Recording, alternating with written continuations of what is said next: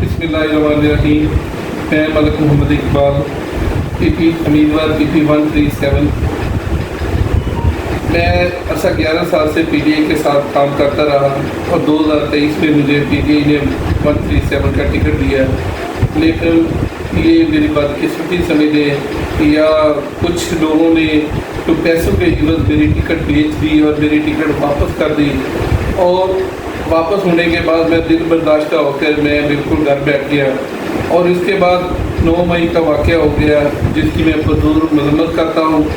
میں سمجھتا ہوں کہ اس میں PTI کا جو عمران خان صاحب کا موقف ہے آرمی کے خلاف وہ میں اس کو بالکل پسند نہیں کرتا. اور آج کے بعد میں اب سیاست سے دستبرداری کا اعلان کرتا ہوں. اور میاں جلیل احمد شرپوری صاحب ہمارے بڑے بھائی ہیں, بزرگ ہیں.